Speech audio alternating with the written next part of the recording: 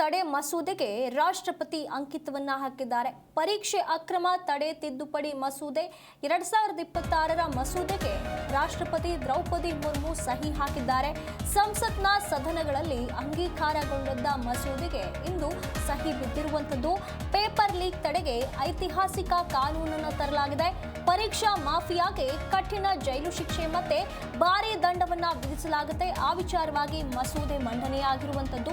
ಇತ್ತೀಚಿನ ನೀಟ್ ಸೇರಿದಂತೆ ಪ್ರಮುಖ ಪರೀಕ್ಷಾ ಅಕ್ರಮಗಳನ್ನ ಗಮನದಲ್ಲಿ ಇಟ್ಕೊಂಡು ದೇಶಾದ್ಯಂತ ನಡೆಯುವಂತಹ ಸ್ಪರ್ಧಾತ್ಮಕ ಪರೀಕ್ಷೆಗಳಲ್ಲಿ ಪೇಪರ್ ಲೀಕ್ ಹಾಗೂ ನಕಲು ಹಾಗೂ ಅಕ್ರಮಗಳನ್ನ ಸಂಪೂರ್ಣವಾಗಿ ತಡೆಯುವ ಉದ್ದೇಶದಿಂದ ಕೇಂದ್ರ ಸರ್ಕಾರ ತಂದಿರುವಂತಹ ಸಾರ್ವಜನಿಕ ಪರೀಕ್ಷೆಗಳ ತಿದ್ದುಪಡಿ ಕಾಯ್ದೆ 2026ಕ್ಕೆ ದ್ರೌಪದಿ ಅವರು ರಾಷ್ಟ್ರಪತಿಗಳು ಅಂಕಿತವನ್ನ ಹಾಕಿದ್ದಾರೆ.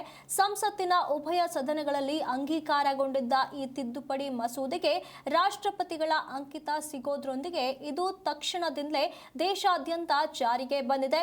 ಈ ಒಂದು ನೀಟ್ನ ಪ್ರಶ್ನೆ ಪತ್ರಿಕೆ ಸೋರಿಕೆ ಬೆನ್ನಲ್ಲೇ ಎಷ್ಟೆಲ್ಲ ಚರ್ಚೆಗಳಾಗಿತ್ತು. ಅದಕ್ಕೆ ಸಂಬಂಧಪಟ್ಟಂತೆ ಕೇಂದ್ರ ತೆಗೆದುಕೊಂಡಿರುವಂತಹ ಈ ಒಂದು ಕ್ರಮ ಏನಿದೆ, ಈ ಒಂದು ಹೊಸದಾಗಿ ಏನು ತಿದ್ದುಪಡಿ ಕಾಯ್ದೆಯನ್ನ ಜಾರಿಗೆ ತರುತ್ತಿದ್ದಾರೆ. 2026ರ ತಿದ್ದುಪಡಿ ಕಾಯ್ದೆಗೆ ಇಂದು ರಾಷ್ಟ್ರಪತಿ ದ್ರೌಪದಿ ಮುರ್ಮು ಅವರು ಸಹಿ ಹಾಕುವ ಮೂಲಕ ಇಂದಿನಿಂದಲೇ ಅಂದ್ರೆ ತಕ್ಷಣದಿಂದಲೇ ದೇಶಾದ್ಯಂತ ಇದು ಜಾರಿಗೆ ಬಂದಿದೆ.